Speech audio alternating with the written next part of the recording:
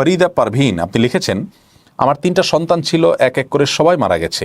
এখন বিভিন্ন ধরনের লোকেরা বলে আমার উপর নাকি অভিশাপ আছে, এ বিষয়ে কিছু বললে উপকৃত হব।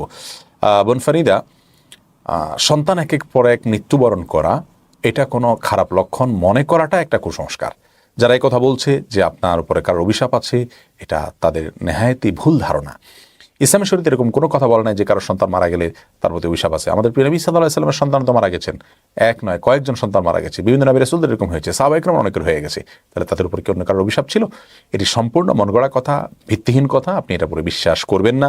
এটার কারণে আপনি নিজেকে নিয়ে খুব বেশি অরিড হওয়া, নিজেকে নিয়ে দুশ্চিন্তা করার কোনো কারণ নেই। বরং আল্লাহ তাআলা আপনাকে বিপদ দিয়েছে, আল্লাহর ফয়সালা আপনাকে মেনে নিয়ে যদি আপনি থাকেন, ইনশাআল্লাহ বিদিনা সেটা আপনার জান্নাতে যাওয়ার কারণ হতে পারে। একজন সাহাবীর তার সন্তান মৃত্যুর পর নবী করিম সাল্লাল্লাহু আলাইহি ওয়াসাল্লাম তাকে বলেছেন, তুমি কি সন্তুষ্ট হবে না যদি সে তোমাকে জান্নাতে অভ্যর্থনা জানায়?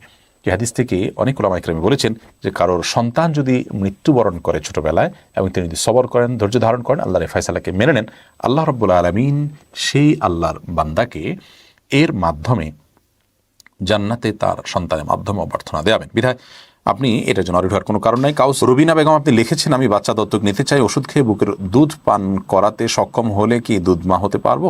নিজের সন্তান বলে সমাজে প্রতিষ্ঠিত করতে পারবো? যদি আপনি ওষুধ সেবন করে দুধ পান করাতে পারেন বাচ্চাকে, তাহলে সেটা জায়েজ হবে। এটা নাজায়েজ বা গুনাহের কারণ, আপনার গুনাহ হওয়ার কোনো কারণ নেই। কারণ হলো আপনি তাকে যে দুধটা পান করাচ্ছেন সে দুধটা কিভাবে আসবে, কোত্থেকে আসবে, এরকম কোনো শর্ত শরীয়ত দেয়নি। অতএব আপনি ওষুধ খেয়েও যদি দুধ পান করাতে পারেন, তাতে ইনশাআল্লাহ বিদিনিল্লাহ আপনি তার দুধ মা হতে পারেন, দুধ মা এই পরিচয় দিতে পারেন। তবে তার জন্মদাতা বাবা মা তাদের পরিচয় লুকানোর যে প্রচেষ্টা, সেটা কোনো অবস্থাতে করা যাবে না। নাদিয়া সুলতান আপনি লিখেছেন, মাসিকের সময় কি আজানের জবাব দেওয়া যাবে? মাসিকের সময় আজানের জবাব দেওয়াতে কোনো অসুবিধা নেই, কারণ এটা এক ধরনের জিকির বলা যেতে পারে। মাসিক অবস্থায় জিকির করা নিষেধ নয়। শেষ প্রহরে আইডি থেকে আপনি লিখেছেন, আমরা প্রবাসে থাকি, দেশে আমাদের আত্মীয় স্বজনের অনেকেই মারা যান, তখন আমরা কি প্রবাস থেকে মোবাইলে ভিডিও কলের মাধ্যমে জানাজা অংশগ্রহণ করতে পারবো? প্রিয় ভাই আমার, জানাজা অংশগ্রহণ করবার জন্য জানাজার নামাজের যে আয়োজন, সেই জামাতে শামিল হওয়া আবশ্যক। দূর দূরান্ত থেকে, অনেক দূর থেকে জানাজায় শামিল হওয়া বা সংযুক্ত হওয়ার কোনো সুযোগ নেই। জামাত বিশুদ্ধ হওয়ার জন্য জামাতের সাথে সংযুক্তিটা আবশ্যক। যে কোনো নামাজের ক্ষেত্রেই এই বিধান প্রযোজ্য। বিধায় দূর থেকে আমরা ভিডিও কলের মাধ্যমে হয়তো জানাজার দৃশ্যটা দেখতে পেলাম, লাইভের মাধ্যমে দেখতে পেলাম, এটা আমাদের মনের প্রশান্তি হলো, এটা ভিন্ন বিষয়। কিন্তু আমি যদি জানাজার একজন মুসল্লি হতে চাই, মুক্তাদি হতে চাই, তাহলে সেক্ষেত্রে ভিডিও কলের মাধ্যমে এটি করার কোনো সুযোগ নেই। আমরা বরং প্রত্যেকে যার যার জায়গা থেকে, দূর থেকে দূরান্ত থেকে আমরা দোয়া করব। অনেকেই গায়েবানা জানাজা পড়ে থাকেন দূর দূরান্ত থেকে। বিশুদ্ধ মত অনুযায়ী গায়েবানা জানাজাও একজন মানুষের তখনই করা যাবে যখন তার মূল জানাজা, কোনো জানাজাই না হয়, এমন কোনো জায়গা মারা গেলেন সেখানে কেউ জানাজা দিল না, দেওয়ার সুযোগ হলো না, তাহলে সেক্ষেত্রে গায়েবানা জানাজা হতে পারে। একটা জানাজা হয়ে গেছে, তার হিতাকাঙ্ক্ষীরা, বন্ধুবান্ধবরা দূর দূরান্তে আরেকটা গায়েবানা জানাজা আমরা করে থাকি, এটি মূলত হাদিস সম্মত নয়। নবী করিম সাল্লাল্লাহু আলাইহি ওয়াসাল্লাম যে গায়েবানা জানাজা পড়েছেন নাজাশির, সেটি এই কারণে যে তার জানাজা হয়েছিল না, এমন জায়গায় মৃত্যুবরণ করেছেন তিনি, সেখানে জানাজা দেওয়ার মতো কোনো মানুষ ছিল না, তখন তিনি তারা জানাজার অ্যারেঞ্জ করেছেন, ব্যবস্থা করেছেন।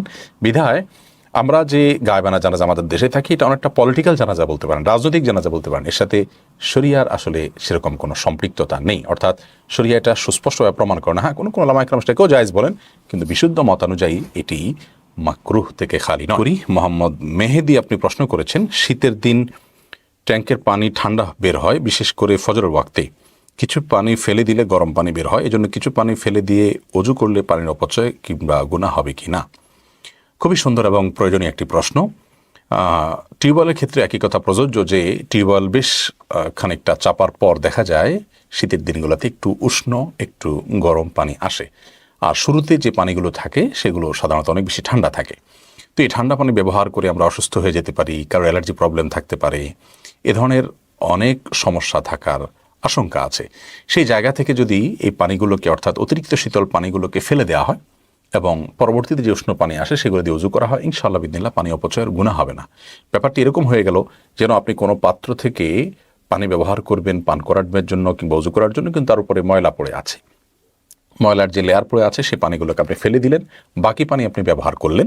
এই বিষয়টা যেরকম জায়েজ, ঠিক তেমনিভাবে অতিরিক্ত ঠান্ডা পানি যার দ্বারা আমরা ক্ষতিগ্রস্ত হতে পারি বা অসুস্থ হয়ে যেতে পারি, আমাদের কষ্ট হবে, সে পানিগুলোকে ফেলে দিয়ে একটু উষ্ণ পানিগুলো আমরা ব্যবহার করলাম, এই বিষয়টি একই রকম, এটাও ইনশাআল্লাহ জায়েজ হবে।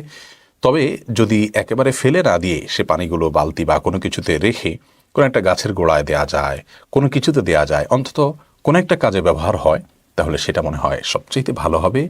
এটা আর বলার অপেক্ষা রাখে না। বিধায় এরকম যদি একটু অতিরিক্ত শীতল পানি বা ঠান্ডা পানির ক্ষতি থেকে আমরা রক্ষার জন্য সেটাকে ফেলে দিই, বাকিগুলোকে আমরা ব্যবহার করি ব্যাপার উপযোগী হিসাবে, তাহলে ইনশাআল্লাহ বিদিনিল্লাহ আশা করি এর কারণে অপচয়ের যে পাপ বা অপরাধ গুনাহ সেটা হবে না। তাসনিয়া কর আপনি লিখেছেন, পায়ে আলতা দিয়ে কি নামাজ হয়? পায়ে যদি কেউ আলতা দেয়, আলতা দিলে তার আলাদা কোনো আবরণ পড়ে না, অসুবিধা নেই, নামাজ হয়ে যাবে। মোহাম্মদ আবু রাওহা জামান আপনি লিখেছেন, আমার বন্ধুরা আমার স্ত্রীর ছবি দেখতে চায়, তাদেরকে কি দেখানো যাবে?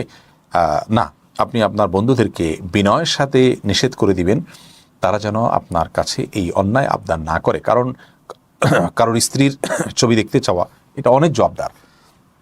আল্লাহ রাব্বুল আলামিন আমাদেরকে যে পর্দার বিধান দিয়েছেন, এটা পর্দার বিধানের খেলাফ হয়, যার কারণে এটি করা যাবে না। আপনার স্ত্রীকে আপনার বন্ধুরা দেখে বাজে চিন্তা করবে, সেটা সমূহ নয়, বরং প্রবল, শুধু সমূহ নয় বরং আরও বেশি কোনো শব্দ থাকলে আমরা বলতে পারি যে সে আশঙ্কা আছে। বিধায় এই আশঙ্কা থেকে নিজেকে, নিজের পরিবারকে রক্ষা করা কর্তব্য।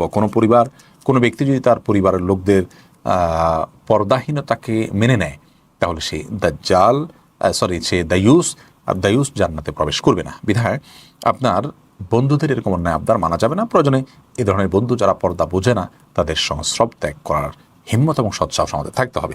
সুইট আপল আশিক আইডি থেকে আপনি লিখেছেন, শাড়ি পরে নামাজ হবে কিনা?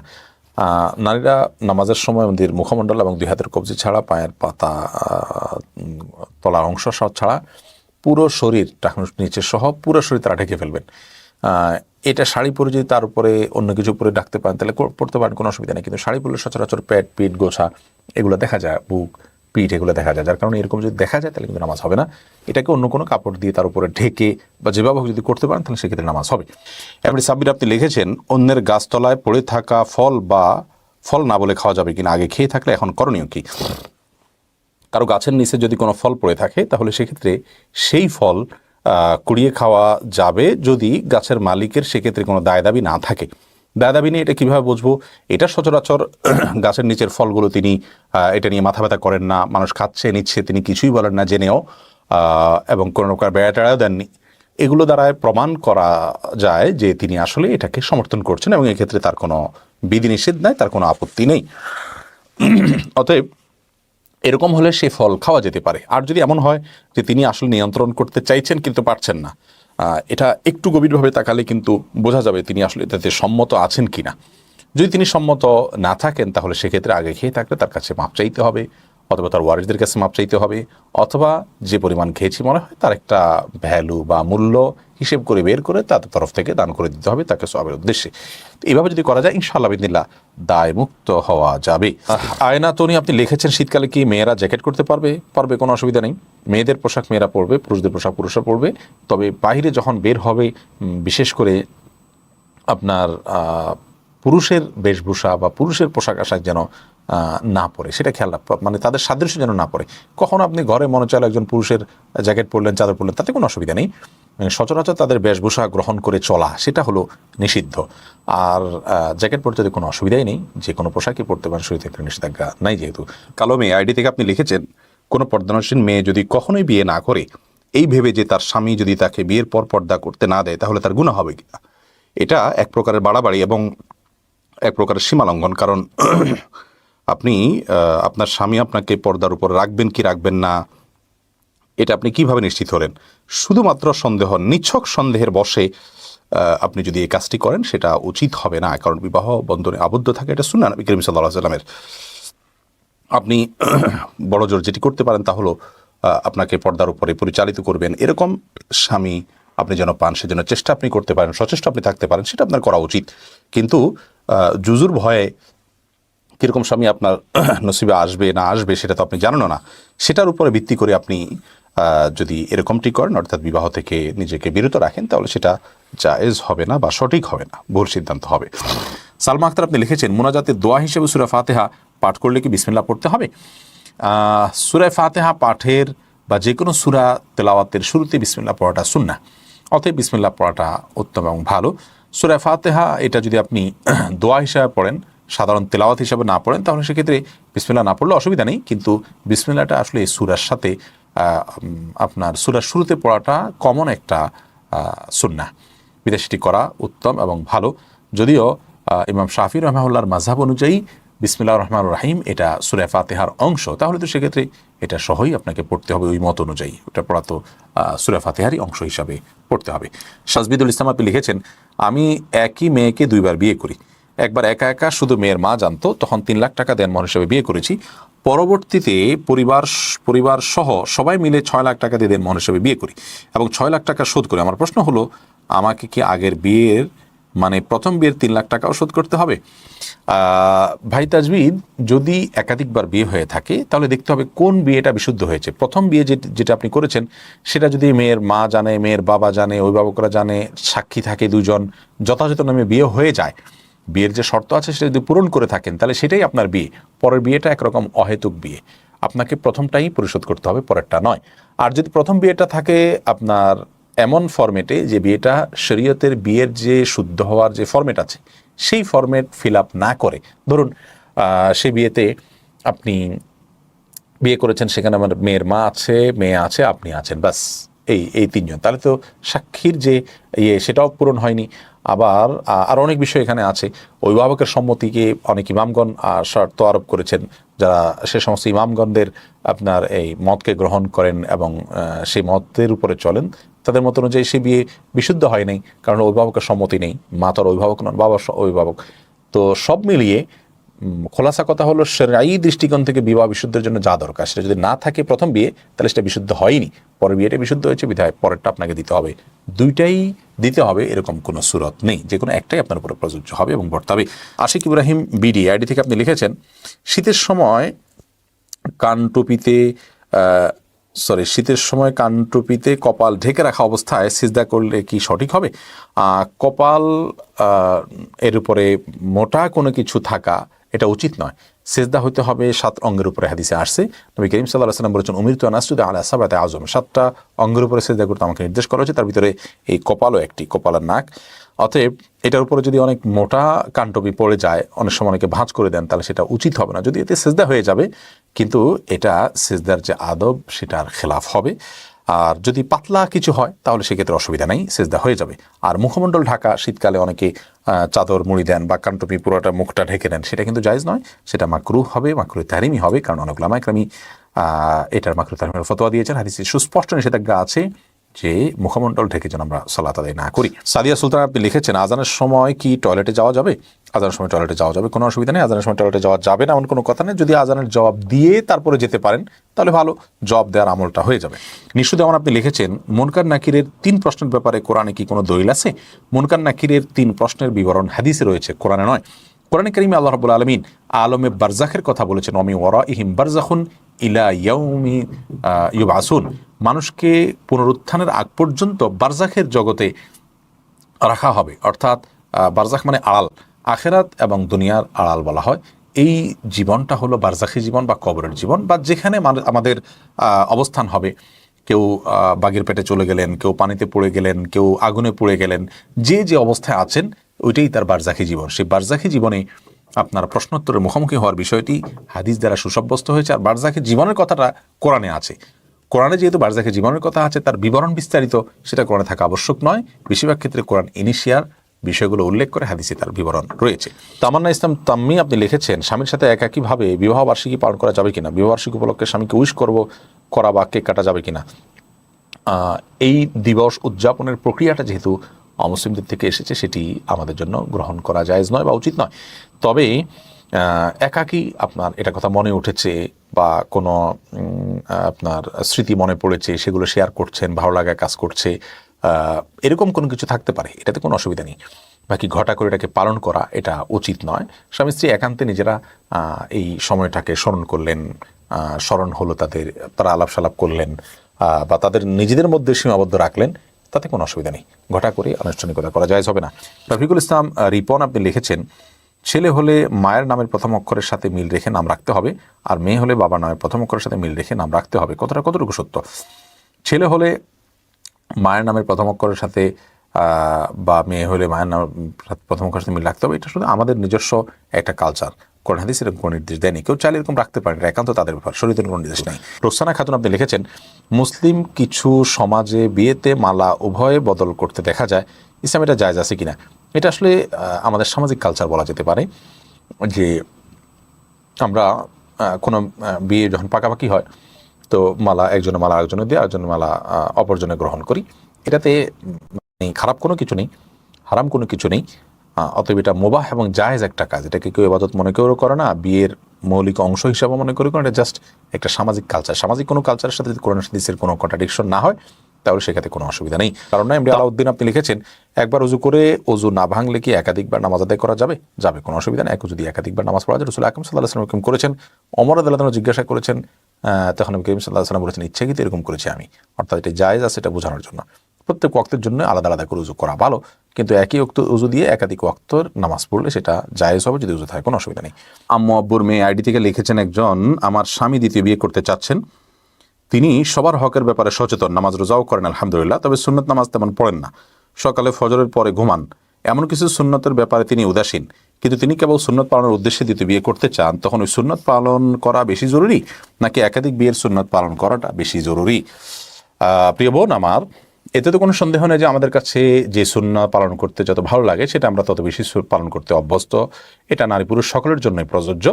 বিধায় কেউ একাধিক বিয়ে যদি করতে চান, ইসলাম সেটা জায়েজ রেখেছে। তিনি যদি ইনসাফ বজায় রাখতে পারবেন, সেই আস্থা তার মধ্যে থাকে, তাহলে সেক্ষেত্রে তার জন্য জায়েজ। আল্লাহ বলেছেন, ফাইন খিফতুম আল্লাহ তা'দিলু ফাওয়াহিদা, তোমরা যদি ইনসাফ বজায় রাখতে পারবে কিনা সেটা নিয়ে শঙ্কিত থাকো, ভয় হয় যে তোমরা ইনসাফ বজায় রাখতে পারবে না, তাহলে সেক্ষেত্রে একটি বিয়ে করবে।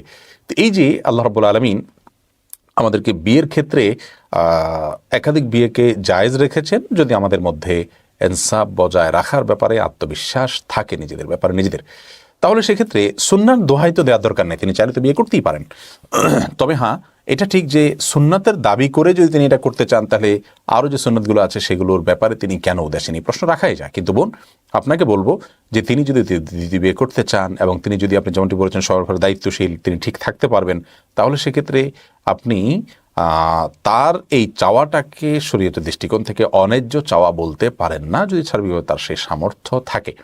তবে হ্যাঁ, তাকে অবশ্যই বলবো যে আপনি অন্যান্য সুন্নাহগুলোর ব্যাপারে উদাসীন থেকে এই সুন্নার ব্যাপারে এত গুরুত্ব কেন দিচ্ছেন? তাহলে বোঝা গেল এই সুন্নাটা আপনার সুবিধাজনক, আপনার ভালো লাগে, সেজন্য আপনি করতে চাচ্ছেন। তাহলে সুন্নাতের দোহাই না দিয়ে আপনি বলুন এটা জায়েজ, সেজন্য আমি করছি। তারপর তিনি যদি সুন্নাহ এবং জায়েজ দুইটাকে মাথা রেখেই করেন, তাহলে সেক্ষেত্রে আপনি, অর্থাৎ প্রশ্নকর্তা বোন, আপনি তাকে বাধা দেওয়াটা অন্যায্য হবে। তবে হ্যাঁ, তাকে যদি আপনি আপনার ভালোবাসা এবং মহব্বতে তাকে আপনি বুঝিয়ে নিতে পারেন এবং নিবৃত্ত করতে পারেন, সেটা সম্পূর্ণ আপনার বিষয়। ফরহাদ মুরাদ আপনি লিখেছেন, বাবা যদি ইসলাম বিরোধী কোনো কাজ করেন তাহলে তাকে কি বাধা দেওয়া যাবে? যদি এতে বাবা কষ্ট পান তাহলে কি পাপ হবে? বাবা ইসলাম বিরোধী কাজ থাকলে অবশ্যই তাকে বাধা দিতে হবে। তিনি যদি ভুল কাজ করেন, আগুনে ঝাঁপ দেন, আপনি তাকে বাধা দিবেন না? একইভাবে ভুল কাজ করলে তাকে বাধা দিতে হবে। তবে বাবাকে বাধা দেওয়ার ক্ষেত্রে বিশেষ সতর্ক থাকতে হবে যে অভদ্রতা, অসৌজন্যতা, বাবা মার সাথে বেয়াদবি, তাদের অবাধ্যতার যে বিষয়গুলো আছে সেগুলোর কোনো কিছু যেন প্রকাশিত না হয়, তাহলে কিন্তু সেটি গুনাহের কারণ হবে।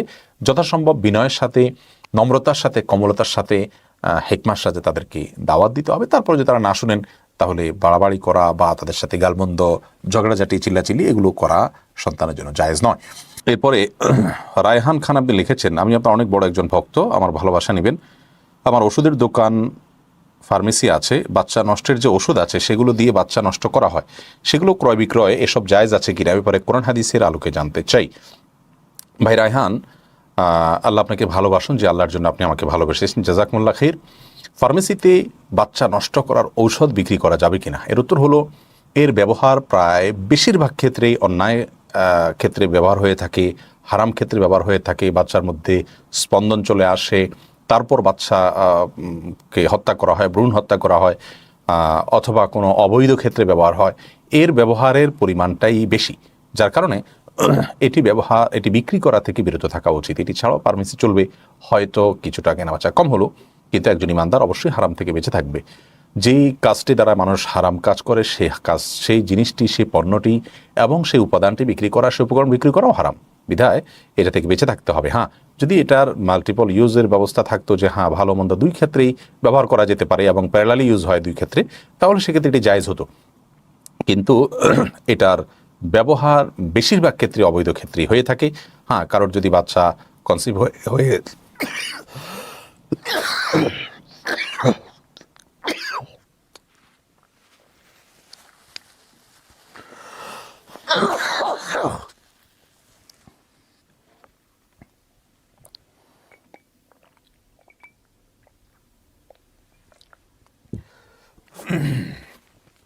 দুঃখিত,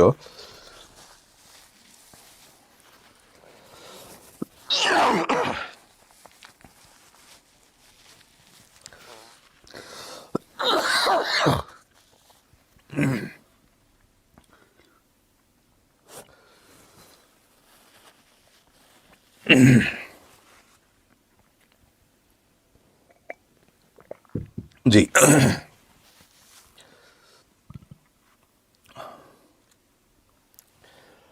অতএব এই সমস্ত ঔষধ যেগুলো বাচ্চা নষ্টের জন্য ব্যবহার হয়, সেগুলো বেশিরভাগ ক্ষেত্রে যেহেতু অবৈধ কাজে ব্যবহার হয়ে থাকে, বিধায় এই ধরনের ওষুধ বিক্রি করা জায়েজ হবে না। আফওয়ান, হঠাৎ করেই কাশি অনেক বেশি হয়েছে। এরপরে সামিয়া ইসলাম আপনি লিখেছেন, আমার আম্মু অসুস্থ, কিভাবে উত্তমভাবে দোয়া করা যায় যেটা কবুল হবেই? বোন সামিয়া, দোয়া কবুল হবেই এরকম গ্যারান্টি দিয়ে বলা কঠিন, কারণ আমরা যা চাইবো সেটাই যে আমাদের জন্য কল্যাণকর এটি সব সময় সঠিক নাও হতে পারে। তবে হ্যাঁ, দোয়া করার জন্য বিশেষ কিছু আদর্শ সময় আছে, যে সময়গুলোতে দোয়া সাধারণত ফিরিয়ে দেওয়া হয় না। আপনার জন্য যদি এটি কল্যাণকর হয়, আল্লাহ তাআলা এই চাওয়া যদি আপনার জন্য ফয়সালা করেন, ইনশাআল্লাহ বিইذনিল্লাহ আপনি আপনার কাঙ্ক্ষিত বিষয় পাবেন, আপনার মাকে আল্লাহ তাআলা সুস্থ করবেন। আমরা এই অনুষ্ঠান থেকে দোয়া করছি আল্লাহ রাব্বুল আলামিন আমাদের বোন সামিয়া ইসলামের মাকে পরিপূর্ণ সুস্থ দান করুন। প্রিয় দর্শক, আপনারা যারা দেখছেন, আপনারা দোয়া করুন। কারোর জন্য দোয়া করলে আমাদের কারোর লস নেই, বরং আমাদেরই লাভ। অন্য কারোর জন্য দোয়া করলে আল্লাহর ফেরেশতারা আমাদের জন্য দোয়া করেন, আমাদের মায়েরা সুস্থ থাকবেন ইনশাআল্লাহ বিইذনিল্লাহ। তো আপনি আপনার মায়ের জন্য দোয়া কবুলের সময়গুলোতে দোয়া কবুল করতে পারেন, জুমার দিন আসরের পরে, ভোর রাতে, 5 ওয়াক্ত নামাজের পর, বা যেই কোনো দোয়া কবুলের যে জায়গাগুলো আছে সকাল সন্ধ্যায়, এই দোয়াগুলোতে বৃষ্টির সময় দোয়া কবুল হয়, আজানের সময় দোয়া কবুল হয়, আজানের কথা মাঝখানে দোয়া কবুল হয়, এই জায়গাগুলোতে আপনি দোয়া করতে পারেন। নিশাত রহমান সাথী লিখেছেন, স্বামী স্ত্রী কি একসাথে ছবি তুলে ফেসবুকে দিতে পারে, এটা কি জায়েজ আছে? একসাথে ছবি তুলে যদি ফেসবুকে দেন এবং সেটা পাবলিকলি পোস্ট করেন এবং পরপুরুষদের নজরে যায়, অর্থাৎ পর্দার যে বিধান আছে সেটা লঙ্ঘন হয়, তাহলে সেক্ষেত্রে এটা গুনাহ হবে। এবং এরকম গুনাহ থেকে আমাদের সবারই বেঁচে থাকার জন্য আপ্রাণ চেষ্টা থাকা উচিত। আল্লাহ তাআলা আমাদেরকে হেদায়েত দান করুন, আমরা যেন এই ধরনের পাপের কাজ না করি। অনেক ভাই বোন আছেন যাদের মধ্যে এই দ্বীনি আত্মসম্মান বোধ যেটা, গায়রাত যেটা, সেটার অভাবের কারণে আমরা অনেকেই এই ধরনের গুনাহে লিপ্ত হয়ে থাকি। তবে তনিয়া হোসেন আপনি লিখেছেন, অনেক প্রবাসী স্বামী আছেন যারা প্রবাসে গিয়ে স্ত্রী সন্তানদের খোঁজ খবর নেন না, ভরণ পোষণ দেন না, তাদের বিষয়ে ইসলামের নির্দেশনা কি?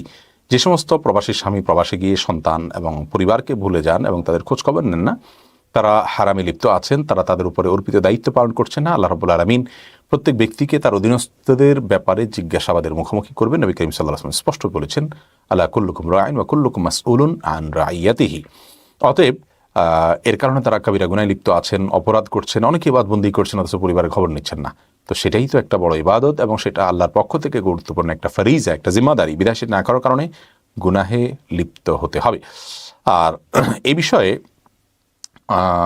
পরিবারের যে করণীয় হতে পারে তা হলো, তারা চাইলে দীর্ঘমেয়াদে যদি এরকম তিনি অবহেলা করেন, খোঁজখবর না নেন, তার সঙ্গে সম্পর্ক ছেদের উদ্যোগ তারা নিতে পারেন। সেই রাইট তাদের আছে, শরিয়া সেটা রেখেছে। প্রয়োজনে আদালতের মাধ্যমে সেই উদ্যোগ তারা নিতে পারেন। তবে তার আগে সম্ভাব্য যত পথ আছে সে পথগুলো অবলম্বন করতে হবে। সাদিক শাহরিয়া ইয়াডি থেকে আপনি লিখেছেন, কারোর সাথে ভালো সম্পর্ক রাখার উদ্দেশ্যে সালাম দেওয়া কি শিরক হবে? না, মোটেই শিরক হবে না। ভালো সম্পর্ক তো ভালো রাখা ভালো জিনিস। ফারহানা এআইডি থেকে আপনি লিখেছেন, আমার মনে হয় আমি একজনকে পছন্দ করি, সেদিনদার, আমি আল্লাহকে ভয় করি, তাই হারাম সম্পর্কে জড়াতে চাই না, কিন্তু হালাল প্রস্তাবের জন্য পরিবারে বলার সাহস নেই। এখন আমার করণীয় কি? যদি আপনার এরকম কোনো সুযোগ না থাকে, তাহলে সেক্ষেত্রে আপনি তাকে অ্যাভয়েড করবেন এবং আল্লাহর জন্য ত্যাগ করবেন। শয়তান সে দিনদার, আমি দিনের কারণেই তো ভালোবাসছি, এই বিষয়গুলোকে সামনে নিয়ে আসবে। বিয়ের আলোচনা হবে যেদিন পরিবারে বলতে পারবেন, পরিবারের লোকদেরকে সম্মত করতে পারবেন, সেদিন আপনি করবেন। তার আগ পর্যন্ত আপনি নিছক আহ, আহ, আপনার আবেগের জায়গা থেকে এটা করবেন না। এরপরে জানে আলম এআইডি থেকে আপনি লিখেছেন, মসজিদে প্রতি ওয়াক্ত নামাজের জামাত শেষে সালাম ফেরানোর সাথে সাথে টাকা ওঠানোর জন্য প্রতি কাতারে একটি করে দান বাক্স ছেড়ে দেওয়া হয়। পরে আপনার মতামত জানতে চাই। নামাজের পরে বিশেষ করে যদি আপনার যারা মাসবুক আছেন তাদের কাতার ছাড়া বাকি যাদের যে কাতারে পুরো মুসল্লিরা বসে আছেন সালাম ফেরানোর পর দোয়া জিকির আজকার করছেন, ওই কাতারগুলোতে যদি দান বাক্স ছাড়া হয় এতে দোষের কোনো কিছু আমি দেখছি না। কারণ হলো মসজিদের জন্য দান বাক্স ছাড়া মসজিদের জন্য ফান্ড কালেকশন করা এটা কোনো খারাপ কোনো কাজ না এবং নাজায়েজ কোনো কাজ না, আর এটাতে কোনো ক্ষতিও হচ্ছে না কারোর, বিধায় এটা মুবাহ এবং জায়েজ ইনশাআল্লাহ বিদিনিল্লাহ। তবে হ্যাঁ, যে কাতারগুলোতে মুসল্লিদের আপনার এখনও নামাজ শেষ হয়নি, তারা এখনও মাসবুক আছেন, সেই কাতারগুলোতে যদি আপনার এই দান বাক্স ছাড়া হয় এবং সেক্ষেত্রে মুসল্লিদের নামাজের সামনে দিয়ে নেওয়া হয় কিংবা পিছন দিয়ে নিতে গেলেও তাদের নামাজে মনোযোগ নষ্ট হয় বা পেছনের কাতারদের অসুবিধা হয়, তাহলে সেই ক্ষেত্রে ওই রকম কাতারগুলোতে যেন তার বাক্স না দেওয়া হয় সেদিকটা খেয়াল করা উচিত। আরেকটা বিষয় হলো যে অনেক মসজিদ আছে যথেষ্ট রিচ, যথেষ্ট সমৃদ্ধ, তাদের আর্থিক অ্যাবিলিটি যথেষ্ট ভালো আছে আল্লাহর রহমতে।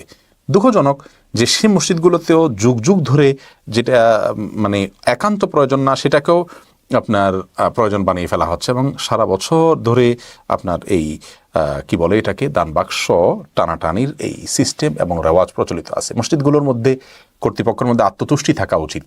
তারা মসজিদকে আল্লাহর ঘরকে যথাযথ সম্ভব সম্মানজনকভাবে পরিচালনা করার চেষ্টা থাকা উচিত। যদি একান্ত প্রয়োজন না হয়, একান্ত অসুবিধা না হয়, তাহলে সেক্ষেত্রে সারা বছর জুড়ে এরকমটি করা উচিত নয়।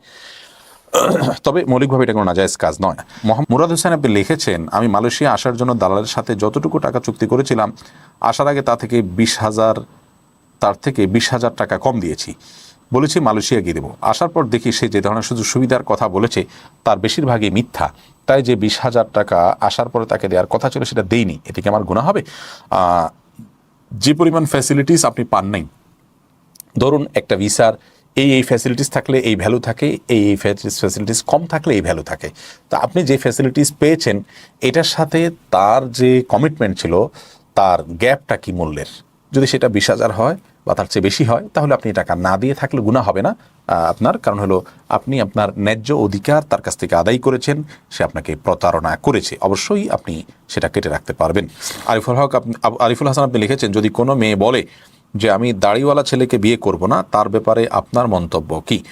আমি দাড়িওয়ালা ছেলেকে বিয়ে করব না এই কথা যদি কেউ বলে তাহলে দাড়ির প্রতি বিদ্বেষ, তিনি যদি জানেন নবী করিম সাল্লাল্লাহু আলাইহি ওয়াসাল্লাম সুন্নাহ, তারপরে তিনি এটাকে অবজ্ঞা করেন, অবহেলা করেন, তাচ্ছিল্য করেন, তাহলে সেটার ফলে ঈমান থেকে খারিজ হয়ে যাবেন। আর যদি দাড়ির প্রতি বিদ্বেষ নাই তার, বা দাড়ি নবী করিম সাল্লাল্লাহু আলাইহি ওয়াসাল্লামের সুন্নাহ এরকম কিছু তিনি ভালো করে জানেনও না, বরং তিনি মনে করছেন এটা রাখলেও চলে না রাখলেও চলে এমন কোনো জরুরি বিষয় না, সেই জায়গা থেকে তিনি এটার প্রতি অপছন্দনীয় থাকার কথা বলেছেন, তাহলে এর ফলে বেঈমান হয়ে যাবেন না, কিন্তু সন্দেহাতীতভাবে এটাও অত্যন্ত গর্হিত একটি বিষয়। আল্লাহ তাআলা আমাদেরকে হেদায়েত দান করুন, আমরা যেন আমাদের রুচিগুলোকে কারণ হাদিসের রুচিতে পরিবর্তন করতে পারি। মিরাজুল হক আপনি লিখেছেন, আমার বাবার কাছে কিছু চাইলে তিনি ব্যাংকের সুদের টাকা দিয়ে আমার চাহিদা পূরণ করেন, এতে কি আমার কোনো পাপ হয়? আমার বাবার সঞ্চয়পত্র সুদ আমার অ্যাকাউন্টে আসে, আমার সাইন দিয়ে তুলে দিতে হয়, এতে কি আমার পাপ হয়? আমার বাবা পারমিশন দিয়েছেন, আমার যদি প্রয়োজন হয় ওখান থেকে টাকা নিয়ে খরচ করতে, এই টাকা আমি খরচ করলে কি আমার সুদ হবে? আপনি বাবার থেকে টাকা নিয়ে খরচ করবেন কেন? বিশেষ করে আপনি যদি আপনার প্রাপ্তবয়স্ক হয়ে থাকেন, তারপর নিজের পা নিজে দাঁড়াবেন, বাবার যখন হারাম উপার্জন থাকবে সেটা থেকে আপনি কেন গ্রহণ করবেন? এটার জন্য জায়েজ হবে না। বরং আপনি নিজের উপর নিজে নির্ভরশীল হবে। আর বাবা যদি কোনো হারাম লেনদেন করে, সেই হারাম লেনদেনে আপনার স্বাক্ষরের প্রয়োজন হলে, আপনার সহায়তার প্রয়োজন হবে, সেটা করবেন না, কারণ এটা অন্যায় কাজে সহযোগিতা হবে, যেটা আপনার জন্য গুনাহের কথা হবে। বাবাকে আপনি বিনয়ের সাথে বোঝাবেন আপনার সমস্যার জায়গাটা আপনি কেন করতে পারছেন না। এরপরে KM সাইফুল্লাহ আপনি লিখেছেন, এক হিন্দু ভাই আমার থেকে 5 টাকা নিল এবং কিছুক্ষণ পরে জানতে পারি সেটা পুজোর জন্য খরচ করবে, এ থেকে আমি গুনাহগার হব? আপনি যেহেতু দেওয়ার সময় জানতেন না যে সে কিসের জন্য নিবে, অতএব এর কারণে আপনি গুনাহগার হবেন না বলে আশা করা যায়, যেহেতু আপনি জানতেন না। আর যদি আপনি পরে জানেন এবং তাকে যদি আপনি নসিহা করতে পারেন, সে সুযোগ থাকে, তাহলে সে নসিহা করবেন যাতে অন্যায় কাজে টাকা ব্যবহার করা না হয়। আর মেহেদী হাসান তোহা আপনি লিখেছেন, কাজা নামাজ কখন আদায় করব? যে ওয়াক্তের কাজা হবে পরবর্তী ওয়াক্তের আগে আগে সে নামাজটা আদায় করে ফেলা কর্তব্য। MD হাবিবুর রহমান আপনি লিখেছেন, কত বছর বয়স হলে বাচ্চাদের মসজিদে পাঠানো যাবে? মসজিদে বাচ্চারা যখন নামাজ বুঝতে শিখবে তখন তাদেরকে মসজিদে পাঠানো যেতে পারে। বিশেষ করে 7 বছর বয়স থেকে নবী করিম সাল্লাল্লাহু আলাইহি ওয়াসাল্লাম নামাজের নির্দেশ করেছেন। এরপর থেকেই বাচ্চাদেরকে মসজিদে পাঠানো যেতে পারে। আর তার আগে থেকে যদি বাচ্চারা সালাত বুঝতে শিখে এবং নামাজ পড়তে পারে তাহলে সেক্ষেত্রে তাদেরকে নেওয়া যেতে পারে মসজিদে। এত ছোট অবস্থায় নেওয়া উচিত নয় যে ছোট অবস্থায় নামাজে সে কিছুই বোঝে না, বরং অন্যদের কষ্টের কারণ হয়, সমস্যার কারণ হয়। তবে হ্যাঁ, কেউ যদি নিরুপায় হয়, বাধ্য হয়ে তার বাচ্চাকে মসজিদে আনে, তাহলে সেক্ষেত্রে সেটা ভিন্ন কথা। মোহাম্মদ আলী আপনি লিখেছেন, সন্তানের বয়স 6 বছর, এখন আকিকা করা হয়নি, না করলে ধর্মীয় বিধান কি? এখন করতে পারেন, যদিও আকিকার সুন্নাহসম্মত সময় যে মেয়াদ সেটা পার হয়ে গেছে, কিন্তু পরবর্তীতে আকিকা করলেও আকিকা হয়ে যাবে, এটাই জমহুর বা সংখ্যাগরিষ্ঠ ওলামা ইকরামের মত। যদি আপনি এখন যে কোনো দিন করতে পারেন। ছেলে হলে 2টি ছাগল, মেয়ে হলে 1টি ছাগল আকিকা করবেন। এরপরে সবুজ ইসলাম আপনি লিখেছেন, আমার স্ত্রী নামাজ পড়ে না, এখন আমার করণীয় কি? ভাই সবুজ, আপনার স্ত্রী যদি নামাজ না পড়ে তাহলে তাকে আপনি বোঝাবেন, নসিহা করবেন এবং তার প্রতি অভিমান করবেন, আপনার আবদারের জায়গাগুলো ব্যবহার করবেন। তাতেও যদি তিনি নামাজ না পড়েন, অন্য কাউকে দিয়ে বোঝাবেন, তার পরিবারের কাছে নালিশ করবেন। কোনোটাতে কাজ না হলে আপনি তখন তাকে বিচ্ছেদের ভয় দেখাবেন। ভয় দেখানো বলতে বলবেন যে এভাবে চললে তো আমরা একসাথে থাকতে পারবো না। এক কথায় আপনি তাকে সাবধান করবেন এবং যত প্রকার পথ আছে সেগুলো আপনি অবলম্বন করবেন। ইসলামিক রিমান্ডার আইডি থেকে আপনি লিখেছেন, আমার বাবা ব্যাংক থেকে লোন নিয়ে কাপড়ের ব্যবসা করেন, আমি তাকে বলি সেটা হারাম আয় হবে, কিন্তু আমার বাবা আমার কথা না শুনে আবার লোন নিতে চান। এখন আমি কি করব? আমি তো ছোট একটা মেয়ে, আমি তো হারাম থেকে বেঁচে থাকতে চাই, কিন্তু আমি তো নিজে ইনকামও করতে পারি না। তাহলে আমার কি করা উচিত? আমার ইবাদত কবুল হবে কিনা? আপনি আপনার দায়িত্ব পালন করেছেন প্রিয় বোন। আপনি আপনার দায়িত্বকে আরও জোরালোভাবে এবং বিভিন্নভাবে পালন করার চেষ্টা আপনি করতে পারেন, এটি আপনার করণীয় হবে। এর বাইরে যদি আপনার সকল প্রচেষ্টা আপনি অব্যাহত রাখেন, তারপরও আপনি আপনার বাবাকে নিবৃত্ত করতে না পারেন, ইনশাআল্লাহ বিদিনিল্লাহ আপনার জন্য এটি হারাম হবে না, তার উপরে এটি হারাম হবে, কারণ আপনি তার অধীনস্থ এবং নিরুপায়। আর যদি আপনি নিজে উপার্জনের কোনো সুযোগ থাকে আপনার পর্দা পুশিদার মধ্যে থেকে, তাহলে সেই চেষ্টা আপনার অব্যাহত রাখা উচিত।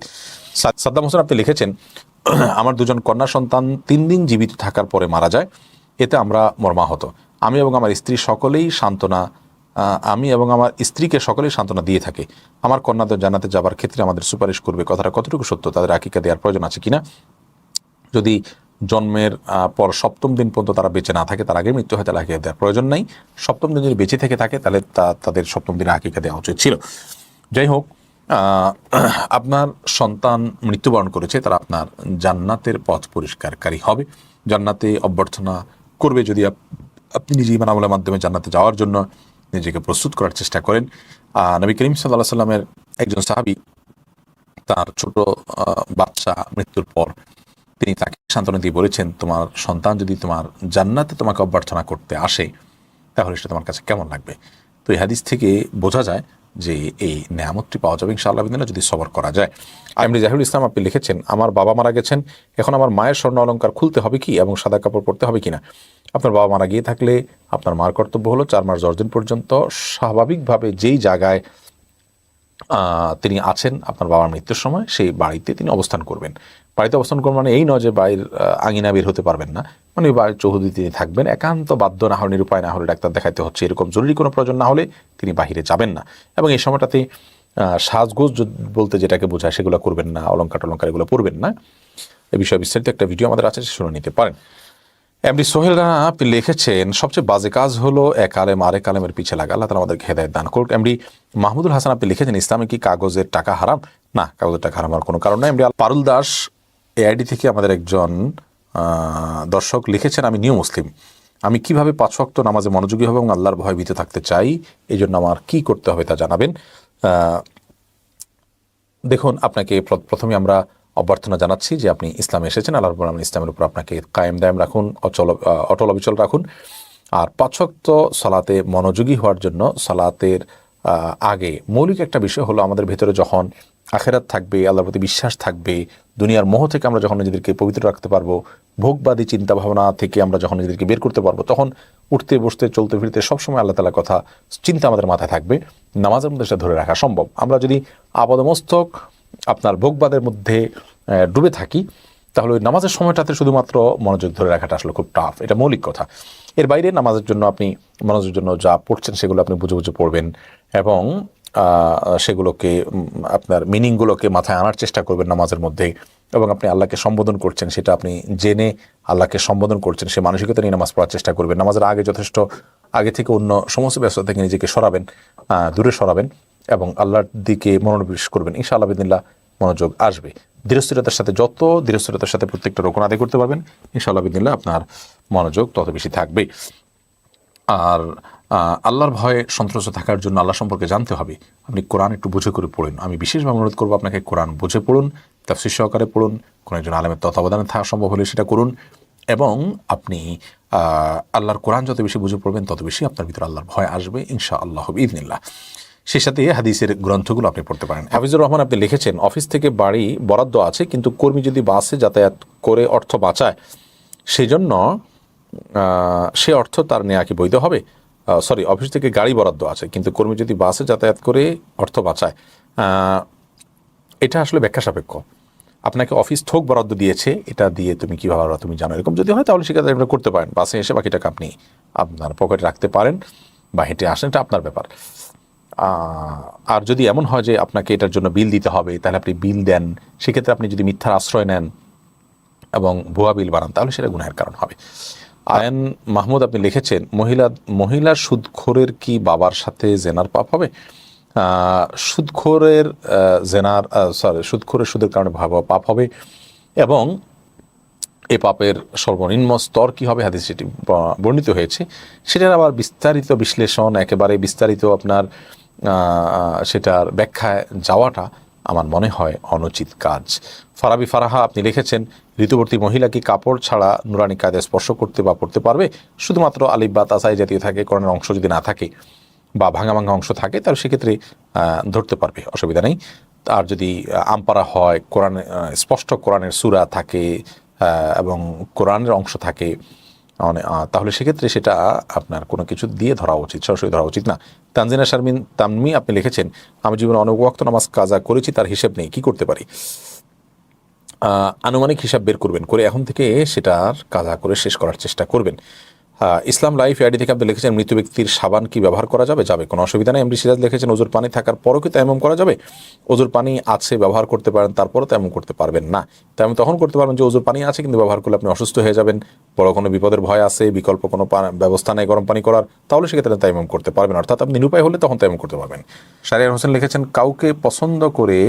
পছন্দের কাউকে বিয়ে করতে ইস্তেখারা করা যাবে কিনা? যাবে, কোনো অসুবিধা নেই। ইস্তেখারা মানে হলো আল্লাহর কাছে দোয়া করা। মাসুম বিল্লাহ আপনি লিখেছেন, আমি স্বপ্নে দেখেছি আমার কিছু জমি আসন্ন ফাউন্ডেশনকে দান করেছি, এক্ষেত্রে করণীয় কি? আল্লাহ তাআলা আপনাকে তৌফিক দান করুন, আপনি ভালো কাজের জন্য জমি দান করতে পারেন। যদি জমি আপনার থাকে আপনি দান করতে পারেন। বাকি স্বপ্নে দেখছেন সেজন্য আপনাকে এটা করতেই হবে এমন কোনো আবশ্যক নয়। ভালো কাজের স্বপ্ন দেখেছেন, যদি সম্ভব হয় সে ভালো কাজটা আপনি সম্পাদন করতে পারেন, যেহেতু এটা করার মতো সুযোগ আপনার আছে, যদি থাকে আর কি। আর না থাকলে সেটা আপনার জন্য আবশ্যক নয়। আর সুযোগ থাকলেও যে আপনি করতে বাধ্য, ব্যাপারটা সেরকম না। একটা ইবাদতের তৌফিক হয়েছে, হয়তো আপনি জল্পনা করছেন সেজন্য আপনি দেখেছেন, অথবা এর ভিন্ন কোনো দূরবর্তী ব্যাখ্যা থাকতে পারে। নীরব ছেলে মেহেদি আড়ি থেকে লিখেছেন, কোনো ব্যক্তির যদি টাকা হারিয়ে যায়, সে হারিয়ে যাওয়া টাকাগুলোর কারণে কি আল্লাহ কোনো উপহার দিবেন? কোনো ব্যক্তির টাকা যদি হারিয়ে যায়, সে হারিয়ে যাওয়া টাকাগুলো হারানোর ফলে তিনি সবর করেন, ধৈর্য ধারণ করেন, কারোর উপরে কুধারণা না করেন, যে কোনো বিপদে মানুষ যখন ধৈর্য ধারণ করে তার জন্য আল্লাহ তাআলার কাছে বিনিময় প্রাপ্ত হয়, সেই হিসাবে তিনি প্রাপ্ত হবেন ইনশাআল্লাহ বিদিনিল্লাহ। এবিএম কামরুজ্জামান লিখেছেন, স্ত্রী কন্যা যদি পর্দা না মানে এবং অনেক চেষ্টা করার পর অবাধ্য থাকে তাহলে আমার করণীয় কি? স্ত্রী কন্যা যদি পর্দা না মানে এবং অনেক চেষ্টার পরও না করে তাহলে সেক্ষেত্রে আল্লাহর কাছে আপনি দায়ী থাকবেন না, আপনার আল্লাহর কাছে জবাব দিতে থাকলো না, যদি আপনি আপনার প্রচেষ্টাগুলো সবগুলো করে থাকেন। ওয়ালিদ হাসান সিয়াম এর থেকে আপনি লিখেছেন, আমার হৃদয় পাথরের মতো হয়ে গেছে, আযাবের কথা শুনলে ভয় সৃষ্টি হয় না, এখন কি করব?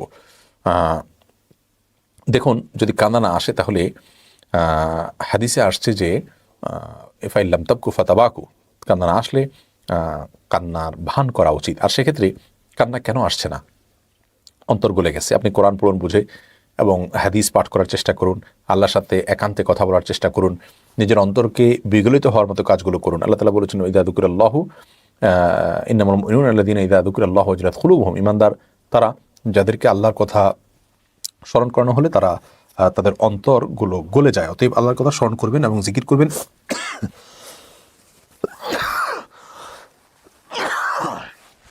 দুঃখিত।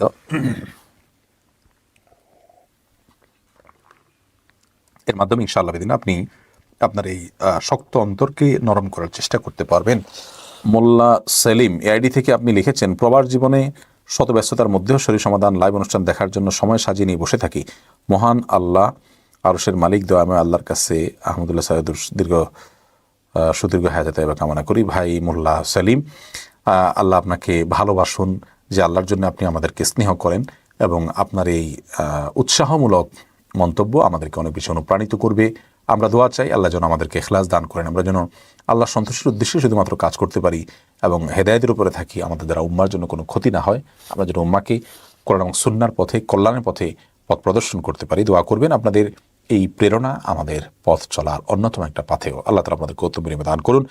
শাহ আলিম সাগর আপনি লিখেছেন, আমাকে সবাই বিশ্বাস করে, এই জন্য মসজিদের ক্যাশিয়ার এবং আরও একটা সংগঠনের ক্যাশিয়ার আমি। সুতরাং আমার কাছে অনেক টাকা থাকে, মাঝে মাঝে আমার টাকার দরকার হয়, তখন আমি কি সেখান থেকে টাকা ব্যবহার করতে পারি কিছু সময়ের জন্য? ভাই শাহ আলম সাগর, মসজিদের টাকা যদি আপনার কাছে একটা আমানত হবে, আপনি চাইলে সেখান থেকে ব্যবহার করবেন না, ভাঙবেন না। ভাঙা আপনার জন্য জায়েজ হবে না, এটা আপনার কাছে আমানত। আপনি যে প্রতিষ্ঠানের যেই সংগঠনের ক্যাশিয়ার, সেটার ব্যাপারে একই কথা প্রযোজ্য। যদি সেখান থেকে ভাঙতে হয়, তাদের কাছ থেকে পারমিশন নিতে হবে, নিয়ে রাখতে হবে যে আমি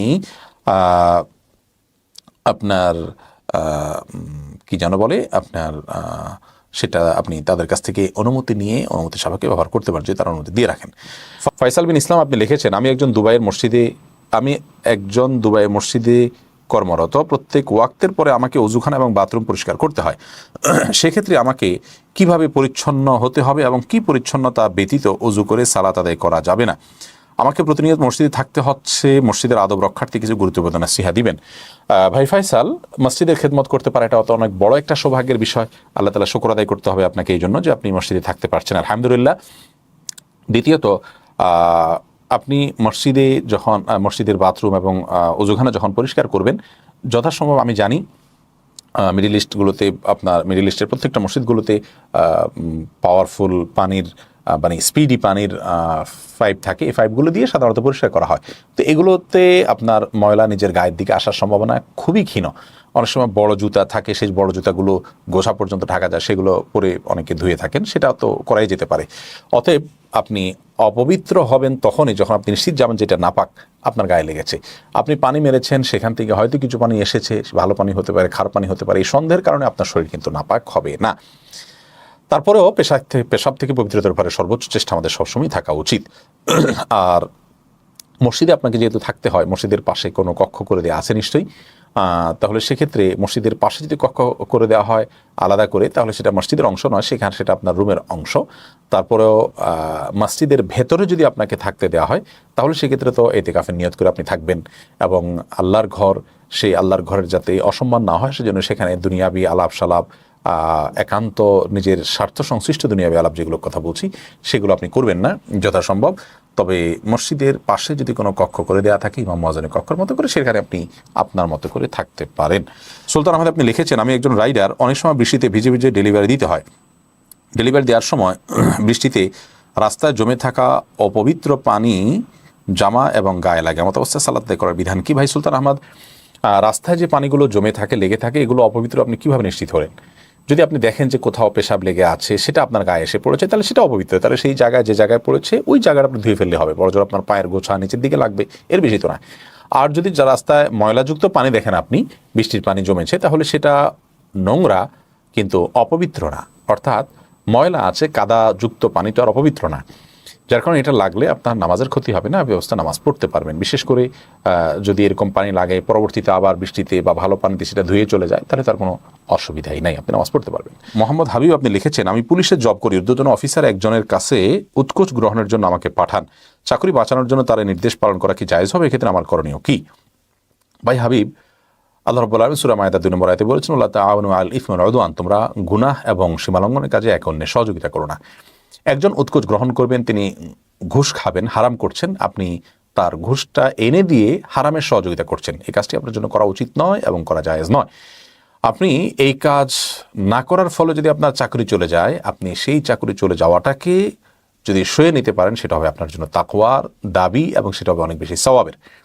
আর যদি এমন হয় যে এই চাকরি চলে গেলে আপনি অনেক বেশি ক্ষতিগ্রস্ত হবেন, অনেক পয়সা আপনার লস হবে এবং আপনি অনেক বেশি বিপদের মুখোমুখি হবেন, তাহলে সেক্ষেত্রে আপনি এই জুলুম যদি সয়ে যান এবং এটার প্রতি ঘৃণা রেখে আপনি কাজটি করেন বাধ্য হয়ে নিরুপায় হয়ে, তাহলে আপনার জন্য এটি জায়েজ হবে।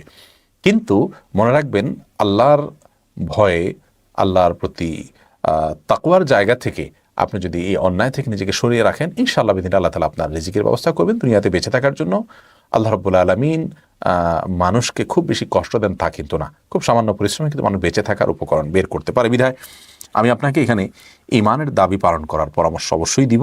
আর আপনার অবস্থা আপনি ভালো জানেন, যদি ব্যাপারটা এমন হয় যে চাকরি চলে গেলে আপনি নিজে অনেক বেশি অস্থির হয়ে পড়বেন, আপনার ঈমান দুর্বল হয়ে পড়বে, তাহলে সেক্ষেত্রে আপনি এটা নিরুপায় হিসেবে করতে পারেন এর প্রতি ঘৃণা রেখে। কিন্তু তার এই কথা না শুনে যদি বিনয়ের সাথে তাকে নিজের দুর্বলতার কথা বলা যায়, যত ছোট হওয়া যায় তার কাছে আপনি হলেন এবং তাকে বললেন যে অন্য সব নির্দেশ আমাকে দেন, আমার মনে হয় না যে এত ছোট্ট একটা বিষয়ের ভিত্তিতে আপনার চাকরি চলে যাবে। পুরো বিষয়টা আপনার ভেবে দেখা উচিত ভালো করে। এরপরে প্রশ্ন হলো, ইকরাম হোসেন আপনি লিখেছেন ফেসবুকে অনেক থার্ড পার্টি ফিচার আছে যেগুলোতে ক্লিক করলেই সে সামনের বছরগুলোতে কি অর্জন করবে এরকম ধারণা দেওয়া হয়। সবাই জানে এগুলো ভিত্তিহীন, স্রেফ রসিকতা। এসব ফিচারে ক্লিক করা এবং এর ফলাফল শেয়ার করা কি জায়েজ হবে? খুবই সুন্দর এবং দরকারি একটি প্রশ্ন।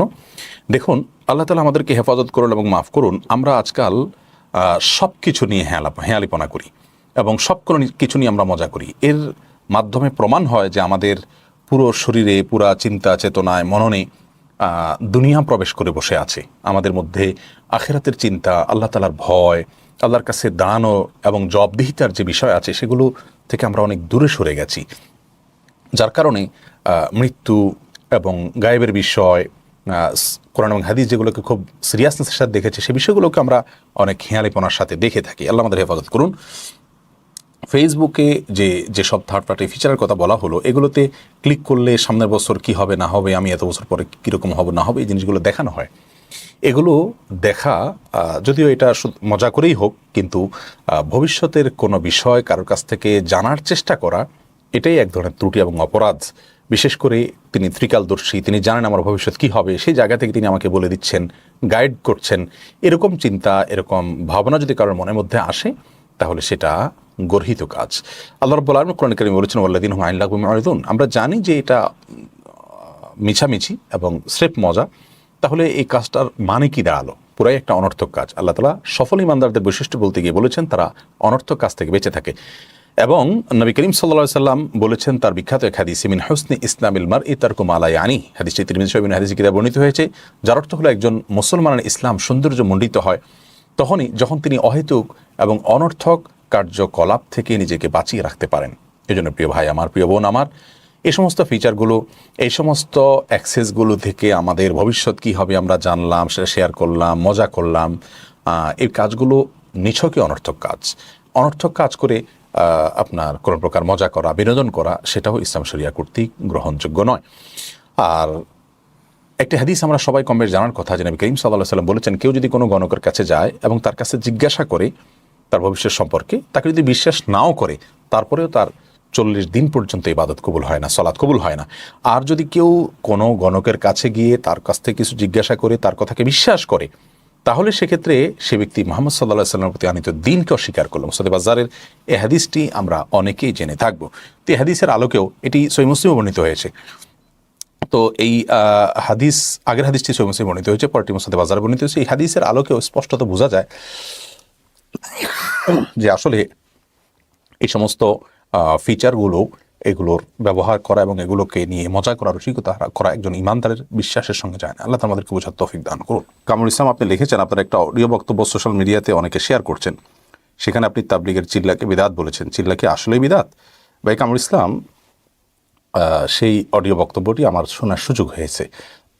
প্রথমত একটা কথা আমরা সবসময় বলে থাকি যে আমাদের কোনো বক্তব্য এর একমাত্র অথেন্টিক এবং নির্ভরযোগ্য সোর্স হলো আমাদের ইউটিউব চ্যানেল এবং আমাদের ফেসবুক পেজ। আসুন্নাহ ফাউন্ডেশন নামে যে ভেরিফাইড ইউটিউব চ্যানেল আছে সেটি, এবং আমাদের যে ভেরিফাইড ফেসবুক পেজ আছে এটি।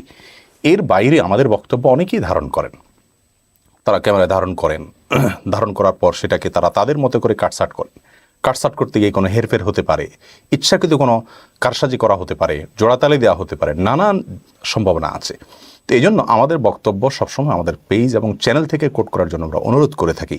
আমার ইউটিউব চ্যানেলটি আজ থেকে অনেক বছর আগে করা, সৌদি আরবে আমি যখন ছিলাম তখন থেকে এই চ্যানেলটিতে আমি অ্যাক্টিভ, পেজও আমি সৌদি আরব থেকে অ্যাক্টিভ, আলহামদুলিল্লাহ। অতএব আমার বক্তব্যের কোট যদি করতে হয় বাহির থেকে যদি করেন, তাহলে তার জবাবদিহি আমি কেন করব বলেন? আমি তো বলে দিয়েছি যে আমার বক্তব্যের মূল সোর্স কোন জায়গা। আমি অনেক ভিডিও দেখেছি যে আমার কোনো কথা এমনভাবে প্রচার করা হচ্ছে যেটা আমি বলি নাই। একজন স্বনামধন্য বক্তার বিরুদ্ধে আমার কণ্ঠে দেখলাম বেশ আজে বাজে কথার একটা ভিডিও, একটা অডিও। আমি পুরোটা শুনে অবাক হয়ে গেলাম যে হুবহু আমার কণ্ঠ, অথচ এই কথা আমি গুণাক্ষরও বলিনি। যাই হোক, এটা হলো প্রথম কথা। দ্বিতীয় কথা হলো, সেখানে যে কথাটি বলা আছে 3 শব্দের একটা কথা, এখান থেকে আমরা একটা মানুষের পুরো বক্তব্য বা তার অবস্থান, তার সিদ্ধান্ত আমরা কিভাবে নিশ্চিতভাবে জেনে ফেলি।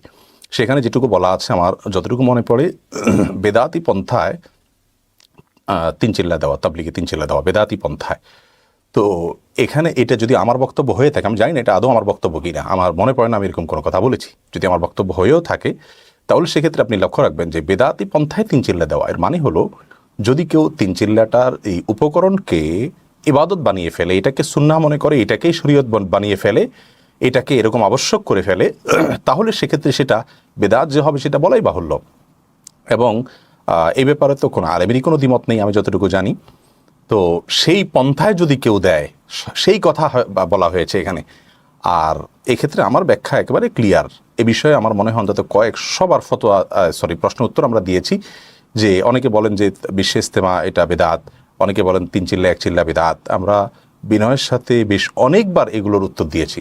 যারা খুঁটে খুঁটে ছিদ্র আবিষ্কার করেন, তারা সেগুলো কেন বের করেন আল্লাহ তাআলা ভালো জানেন। আসলে মানুষ যখন ছিদ্র অন্বেষণ করার জন্য লেগে যায়, তো একটা মানুষের হাজার হাজার বক্তব্য থেকে অনেক কিছুই পাওয়া যায়, যেটাকে দিয়ে সমালোচনা করার জন্য পয়েন্ট বের করা যায়, বা তার বিরুদ্ধে তাকে আসামের কাঠগড়ে দাঁড়া করার জন্য বের করা যায়। এটা খুব সহজ একটি কাজ। যাই হোক, যেটি বলছিলাম যে আপনার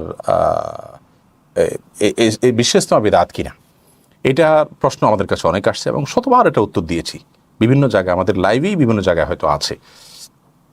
এবং আমরা সেখানে বলেছি যে কিছু মানুষ কোথাও সম্ভবত হলো কোরআন এবং হাদিস শেখার জন্য, জানার জন্য, বোঝার জন্য, দ্বীনি জজবা তৈরি করার জন্য, এটা সম্পূর্ণ জায়েজ একটি কাজ।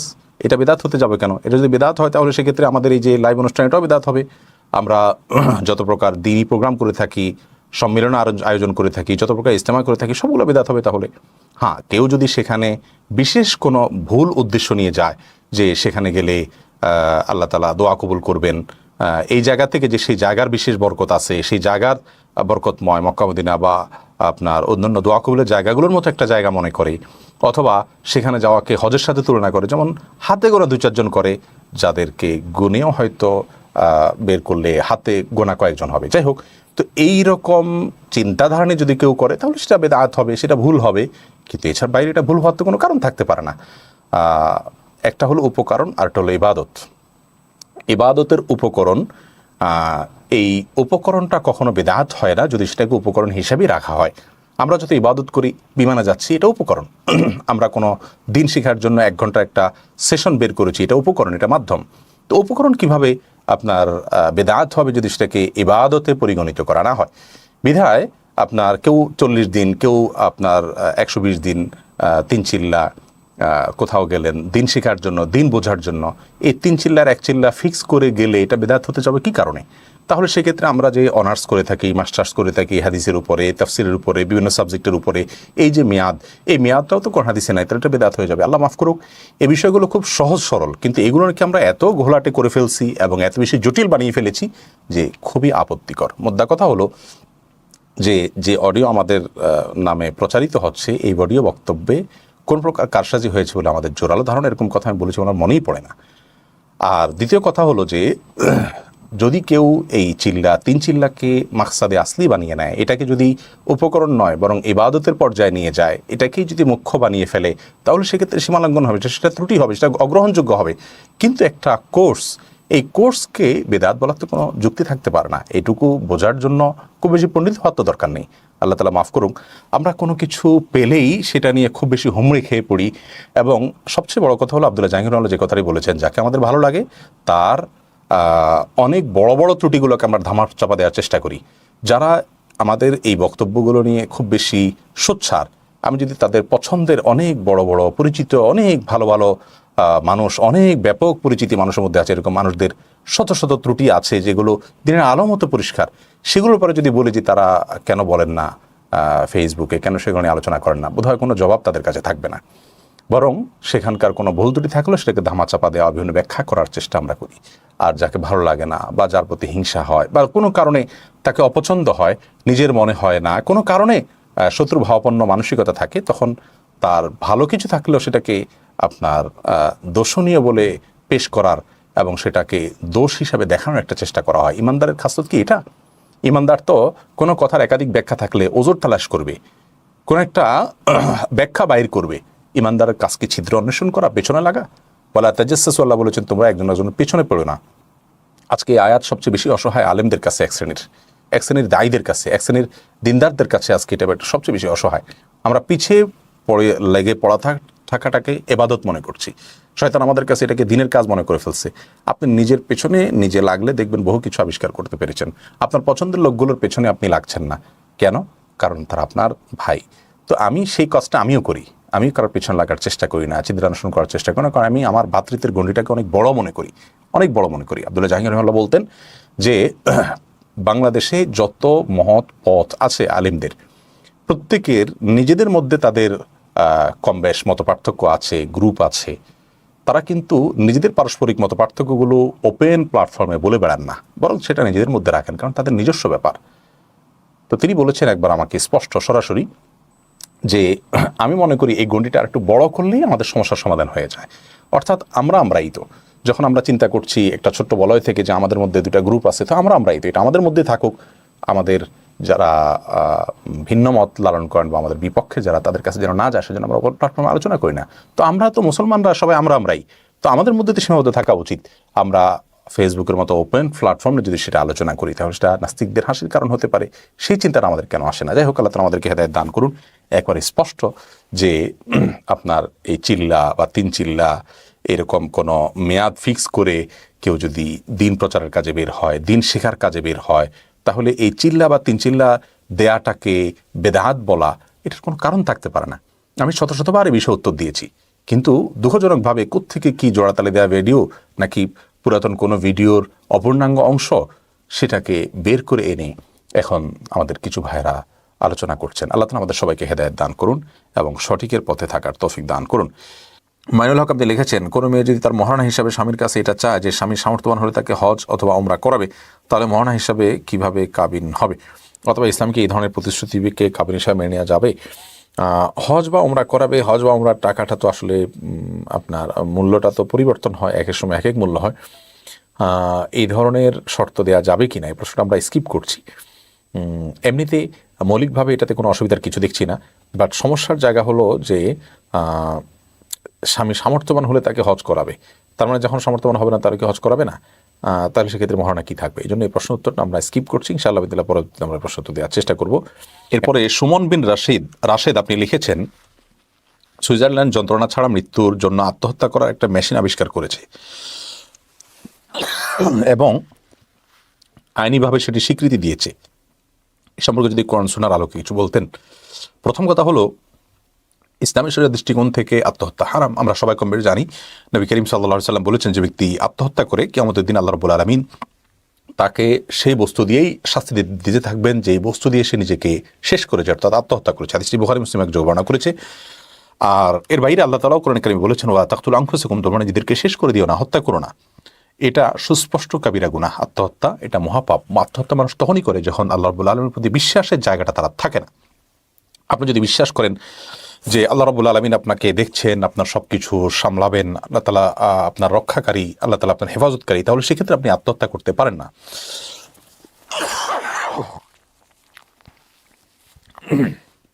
আত্মহত্যা এটা সুস্পষ্টভাবে প্রমাণ করে যে ব্যক্তি কোনো বিষয়ে নিরাশ হয়ে গেছেন, আশা ছেড়ে দিয়েছেন, সেজন্য তিনি আত্মহত্যা করেছেন। অতএব এই কাজটি গর্হিত কাজ, গুনাহের কাজ, পাপের কাজ। আল্লাহ বলেছেন, ওলাইয়া ইসমির রহিল্লাহ কমল কাফির, আল্লাহ রহমত থেকে কাফির ছাড়ার কেউ নিরাশ হতে পারে না। এই জন্য আত্মহত্যা এটা কবিরা গুনাহ। আত্মহত্যার কোনো যন্ত্র আবিষ্কার করা, সেটার কেনা, সেটার ব্যবসা করা, সেটার ব্যবহার করা, এই সবগুলো ইসলামের দৃষ্টিকোণ থেকে হারাম। আর সুইজারল্যান্ডের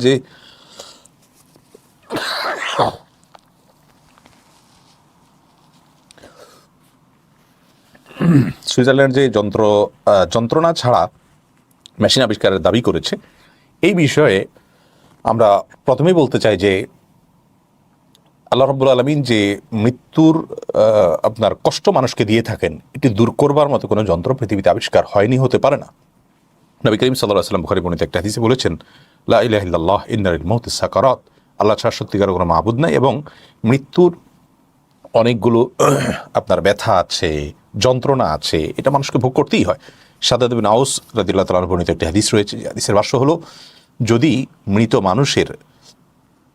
মানুষকে কবর থেকে তুলে জিজ্ঞাসা করা যেত যে তার মৃত্যুর যন্ত্রণা কি ছিল, তাহলে সেক্ষেত্রে তার ভাষ্য শুনে পৃথিবীতে যারা বেঁচে থাকা মানুষ আছেন তারা সবাই তাদের জীবনের ভোগ বিলাস এগুলো সবগুলোকে ছেড়ে দিত। তাহলে বোঝা গেল এখান থেকে যে আসলে মৃত্যু যন্ত্রণা এটাকে আপনার লাঘব করার জন্য বা দূর করার জন্য কোনো যন্ত্র আবিষ্কারের কথা যদি বলা হয় তাহলে সেটি সত্য নয়, বরং মৃত্যুর যন্ত্রণা অবশ্যম্ভাবী। তবে হ্যাঁ, আল্লাহর নেককার বান্দা, আল্লাহর প্রিয় বান্দা, যারা আল্লাহর অনুগত, যারা নিজেদেরকে আল্লাহ রাব্বুল আলামিনের তাকওয়ার পথে পরিচালিত করতে পেরেছেন, তাদের কথা সম্পূর্ণ ভিন্ন। আল্লাহ রাব্বুল আলামিন তাদেরকে এমনভাবে মৃত্যু দেন, একটা হাদিসে বর্ণিত হয়েছে, তারা টেরও পায় না। ফেরেশতারা জান্নাতের রুমাল এবং আপনার পাত্র নিয়ে আসে, সেখানে তার রূহটা বের হয়ে যায়, সে হাসি মুখে দুনিয়া থেকে বিদায় নেয়। তার কথা সম্পূর্ণ ভিন্ন। আল্লাহ তাআলা আমাদেরকে আল্লাহর প্রিয় বান্দা এবং নেককার মানুষদের কাতারে শামিল হওয়ার তৌফিক দান করুন। এরপরে প্রশ্ন করেছেন এমডি সৈকত, আপনি লিখেছেন, সম্প্রতি সৌদির রিয়াদে কনসার্টের আয়োজন করা হয়েছে, সে সম্পর্কে আপনার দৃষ্টিভঙ্গি জানতে চাই। দেখুন, এই প্রশ্নটি অনেক মানুষ করেছে, আমি দেখেছি ফেসবুকে অনেকে আমাকে মেনশন করে লিখেছেন যে এখন আমি চুপ কেন, এই সেই। সব বিষয়ে প্রত্যেকটা মানুষ সব সময় কথা বলবে এমনটি বাধ্যতামূলক নয়, আবশ্যক নয়। সৌদি আরবে যে কনসার্টের আয়োজন হচ্ছে, নাচ গানের অ্যারেঞ্জ হচ্ছে, পাবলিকলি সেটা করা হচ্ছে, এটা হারাম এবং নিষিদ্ধ, সেটা বোঝার জন্য আলেম হওয়ার প্রয়োজন নেই, যে কোনো সাধারণ মুসলমান মাত্রই আমরা বুঝতে পারি। সৌদি আরবের মতো একটা দেশ, যে দেশটিতে মক্কা মদিনার অবস্থান রয়েছে, যে দেশটি নবী করিম সাল্লাল্লাহু আলাইহি ওয়াসাল্লামের স্মৃতি বিজড়িত, সাহাবায়ে কেরামের স্মৃতি বিজড়িত দেশ, যে দেশটি দীর্ঘ বহুকাল পর্যন্ত এই সমস্ত অনাচার থেকে মুক্ত ছিল, বর্তমানে সে দেশে এই সমস্ত অনাচার শুরু হয়েছে। যারা শুরু করেছেন সেই শাসকবর্গর প্রতি আমাদের আকুল আবেদন থাকবে, গোটা বিশ্বের সমস্ত মানুষের হৃদয় নিংড়ানো আকুতি, হৃদয়ের ব্যথা ভারাক্রান্ত আবেদন প্রত্যেকের এবং জোরালো দাবি যে ওয়াহি নাজিল হওয়ার এই কেন্দ্রকে যেন এরকম কোনো পরিবেশে পরিণত করা না হয় যা সাধারণ মুসলিম কান্ট্রিগুলোতে পর্যন্ত নেই। আল্লাহ তাআলা হেদায়েত করুন সৌদি শাসকদেরকে, আমরা দোয়া করি তাদের জন্য, তাদের দ্বারা যেন কল্যাণমূলক কাজ হয়, কল্যাণমূলক কাজ যেন না হয়, উম্মার কল্যাণে যেন তারা আসে, তাদেরকে সেই হেদায়েত যেন আল্লাহ তাআলা দান করেন, আমরা দোয়া করি। সেই কনসার্ট যেগুলোর আয়োজন করা হচ্ছে, পর্দাহীনতাকে প্রমোশন করা হচ্ছে, অশ্লীলতা এবং হারাম কাজগুলো করা হচ্ছে, সেগুলোকে মনের গভীর থেকে প্রত্যেক ইমানদারই ঘৃণা করতে বাধ্য। এটা আমাদের ইমানের দাবি, সেটা আমরা করছি। অতএব সৌদি আরব করছে দেখে সেটা হালাল হয়ে গেল বা আমরা সেটাকে সমর্থন করি, এমনটি মনে করা বোকার স্বর্গে বাস করা ছাড়া কিছুই নয়। আল্লাহ তাআলা আমাদের সবাইকে হেদায়েত দান করুন এবং হেফাজত রাখুন। কাউসার আলম খান, আপনি লিখেছেন, আমি সাউথ আফ্রিকায় থাকি, বর্তমানে এখান থেকে বাংলাদেশে গেলে সরকারের নিয়ম অনুযায়ী 14 দিনের কোয়ারেন্টাইনে থাকতে হয়। প্রশ্ন হলো, এই 14 দিন কি আমি সালাত কসর আদায় করব নাকি স্বাভাবিক নিয়মে আদায় করব? আপনি আপনার নিজের ঠিকানায় চলে এসেছেন, আপনি যদি ঢাকার বাসিন্দা হয়ে থাকেন তাহলে ঢাকার মধ্যে এসে আপনি কোনো এক জায়গায় কোয়ারেন্টাইন করছেন, তাহলে সেক্ষেত্রে আপনি 14 দিন থাকছেন, এই 14 দিন পুরো সালাত আদায় করবেন, কারণ আপনি মুসাফির নন। আর যদি আপনার বাড়ি গ্রামে হয়, ঢাকা না থাকে, বরং আপনি এখনও সফরেই আছেন বলা যেতে পারে, তাহলে এই 14 দিন আপনি কোয়ারেন্টিনে আছেন, আপনি এই 14 দিন কসর পড়বেন। নিজের ঠিকানা গিয়ে, তারপরে নিজের গ্রামে গিয়ে, জেলায় গিয়ে, তারপর আপনি পুরো সালাত আদায় করবেন। নিশু দেওয়ান, আপনি লিখেছেন, সরি আপনার প্রশ্ন উত্তর আমি দিয়েছি। সামিউর রহমান, আপনি লিখেছেন, লাইভ প্রশ্ন উত্তর চলাকালে হাজার হাজার কমেন্টসের ভিড়ে প্রশ্ন উত্তর পাওয়া প্রায় অসম্ভব, সেক্ষেত্রে করণীয় কি? ভাই সামিউর রহমান, আমাদের এই সীমাবদ্ধতাকে আপনারা ক্ষমা করবেন। আমরা শত শত প্রশ্ন উত্তরের ভিড়ে বেশি বেশি প্রশ্ন উত্তর দেওয়ার চেষ্টা করি। আমরা নিজেরা না পারলে আমাদের অ্যাডমিনরা যারা পেজ চালান, অনেক আলেম আছেন, সে সমস্ত ভাইদের মাধ্যমে আমরা উত্তর দেওয়ার চেষ্টা করি, আমাদের কোনো বক্তব্যের লিঙ্ক আপনাদেরকে কমেন্টে রিপ্লাই দেওয়ার চেষ্টা করি। আমাদের পক্ষ থেকে বিভিন্নভাবে চেষ্টা করা হয় যাতে করে আপনাদের বেশি থেকে বেশি কমেন্টের রিপ্লাই আপনারা পান, উত্তর পান আপনারা। এরপরও যদি আপনাদের উত্তর না পান তাহলে সেক্ষেত্রে আমরা বলবো আপনারা আশেপাশের আপনার আস্থা এবং নির্ভরযোগ্য মনে হয় এরকম কোনো আলেমের সঙ্গে শরণাপন্ন হয়ে আপনার প্রশ্ন উত্তরটা জেনে নেবেন। এবং আমরা আপনাদেরকে জানিয়ে রাখি যে আমাদের স্বপ্ন আছে আসুন্নাহ ফাউন্ডেশন মসজিদ কমপ্লেক্স, যে আমাদের লালিত স্বপ্ন, সেই জায়গাটি যদি আল্লাহ তাআলা ব্যবস্থা করে দেন ইনশাআল্লাহ বিদিনিল্লাহ সেখানে আমরা নিয়মিত আপনাদের প্রশ্ন উত্তর দেওয়ার জন্য ওলামা একরাম এবং আপনার বিজ্ঞ মুফতিদের মাধ্যমে আমরা আপনাদের এই সার্ভিসটা দেওয়ার চেষ্টা অব্যাহত রাখবো। আমি নিজেও সেখানে নিয়মিত থাকার চেষ্টা করছি, বাইরের প্রোগ্রামগুলোকে সংক্ষিপ্ত করে। যদি আল্লাহ তাআলা সেই ব্যবস্থা করে দেন দোয়া করবেন, আশা করছি সেই ব্যবস্থা খুব শীঘ্রই হয়ে যাবে, তখন ইনশাআল্লাহ হয়তো সহজ হবে। ফরিদ হোসেন লিখেছেন, মনে হচ্ছে আপনি অসুস্থ, আল্লাহর কাছে সুস্থতা কামনা করছি। জি ফরিদ ভাই, অনেক দিন থেকে কাশি এত বেশি যে কোনোভাবেই সেটা নিয়ন্ত্রণে আসছে না, বিভিন্ন ডাক্তার দেখাচ্ছি, চিকিৎসা চলছে। দোয়া করবেন আল্লাহ তার জন্য পরিপূর্ণ সুস্থতা দান করেন। অবশ্য এই লাইভে যত কাশি হচ্ছে এত কাশি তো হয় না। সকালে বৈশাখী টিভির লাইভে ছিলাম, কালকে নেক্সাস টিভির 1 ঘন্টার লাইভে ছিলাম, কখনোই এত কাশি হয় না। দুর্ভাগ্য যে এই ইয়েতে আপনার আমাদের প্রশ্নোত্তরের এই সেশনের লাইভে অনেক বেশি কাশি হচ্ছে। গত সপ্তাহে হয়েছে, এই সপ্তাহে হয়েছে। দোয়া করবেন আল্লাহ ভরসা ঠিক হয়ে যাবে ইনশাআল্লাহ। করতে পারেন। এমডি হাসিব আপনি লিখেছেন আসুন্নাহ ফাউন্ডেশনের একটা মসজিদ তৈরি করার কথা ছিল, সেটা কি তৈরি করা হয়েছে? না, এখনো তৈরি হয়নি। সেটার জন্য আমরা ঢাকায় জায়গা খুঁজছি। আপনারা আমাদেরকে জায়গার সন্ধান দিয়ে বা দানের মাধ্যমে সহায়তা করতে পারেন। আমরা ইনশাআল্লাহ এই বিষয়ে ডোনেশন কালেকশন শুরু করবো আপনাদের কাছে প্রকাশ্য ঘোষণার মাধ্যমে। আশা করি আপনারা সবাই অংশগ্রহণ করবেন। জাযাকুমুল্লাহ খাইর।